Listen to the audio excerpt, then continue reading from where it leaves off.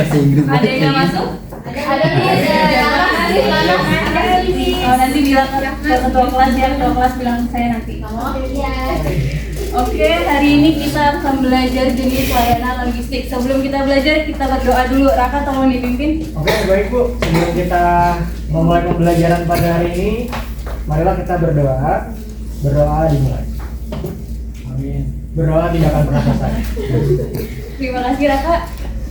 Oke, kita langsung mulai aja ke materi selanjutnya. Ada jenis layanan logistik. Masih pada semangat kan ya? Kalau gitu kita kuis dulu. Aduh.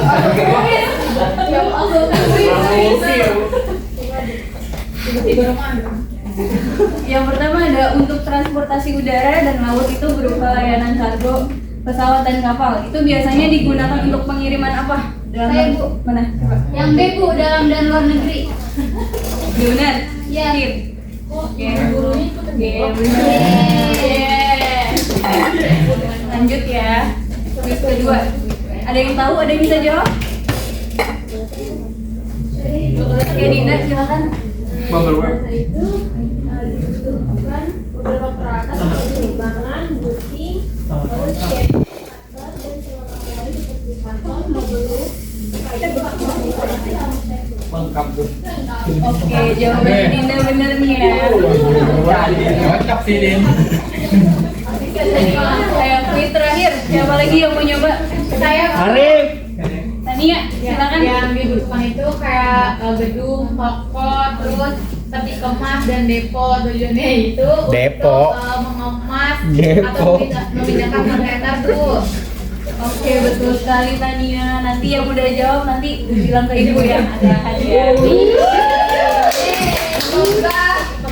Nah, sekarang apa sih layanan logistik? Kemarin kita udah belajar kan apa itu layanan logistik. Ada yang bisa? Ada yang inget? Nah, Ibu. Coba Neneng. Oke. Jadi layanan logistik adalah suatu proses yang dengan secara strategis mengelola pengadaan, pergerakan dan juga penyimpanan material, suku cadang serta juga barang jadi beserta alih informasi aspek yakni dengan melalui organisasi perusahaan baik untuk saat ini maupun langsung kesehatan. Betul apa yang dibilang Neneng, ada penyediaan, persediaan, pengadaan.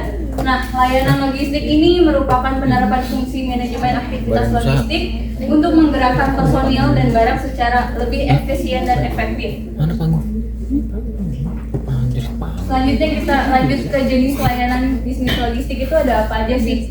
Nah, di sini itu ada komponen struktur lokasi dan dalam manajemen logistik merupakan unsur penting dalam menentukan kelancaran layanan yang diberikan. Itu yang pertama ada air freight service. Nah, ini layanan pengiriman melalui udara atau pesawat. Nah, layanan ini tuh sangat cepat untuk pelanggan yang membutuhkan efisiensi waktu. Biasanya pengirimannya juga lebih cepat, keamanannya terjamin dan biayanya juga cukup mahal tapi ya. Untuk yang kedua itu ada sea freight service. Ini layanan melalui laut atau kapal. Di sini mengutamakan waktu dan jumlah muatan yang cukup banyak atau besar dari jangkauan yang cukup jauh dibandingkan layanan pengiriman udara. Nah, kalau melalui laut ini atau kapal, dia lebih murah dibandingkan transportasi lain. Jadi lebih hemat untuk barang-barang yang dimuat dalam jumlah yang besar dan untuk waktu yang dibutuhkan, tapi ini cukup lama untuk nyampainya.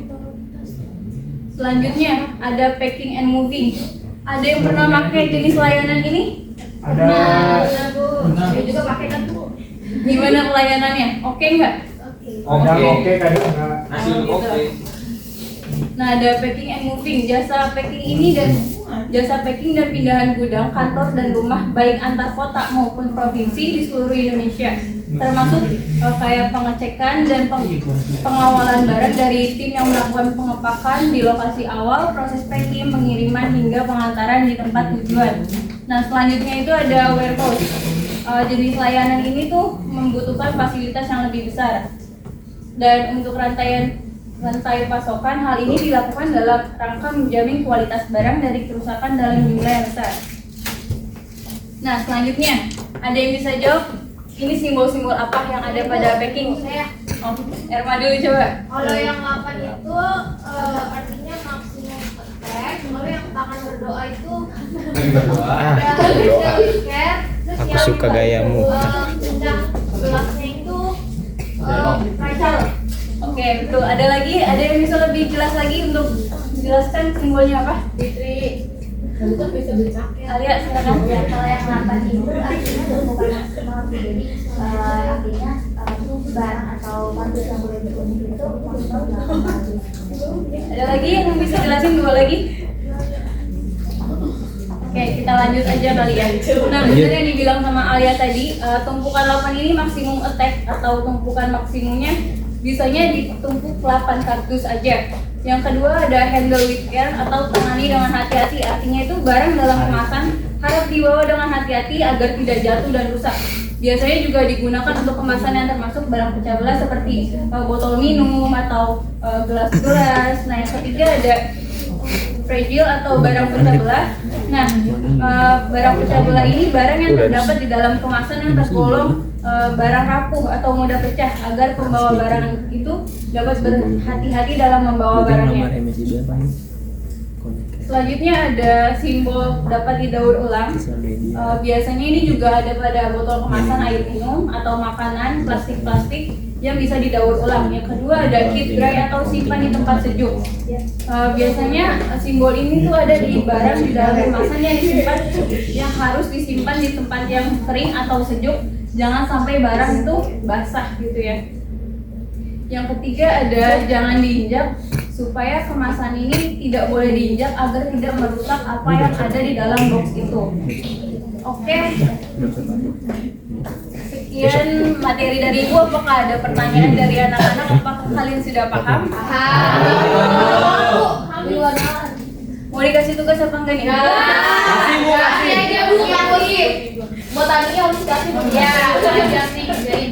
Oke, kalau gitu materi untuk hari ini sekian. Besok kita akan lanjutkan untuk surat atau dokumen untuk apa ya? Ya, pengiriman. Kita langsung praktek juga ya besok ya. Ya Bu. Oke. Sekian pembelajaran hari ini. Raka tolong jawab. Oke, baik. Terima kasih. Sebelum kita menutup pembelajaran pada hari ini,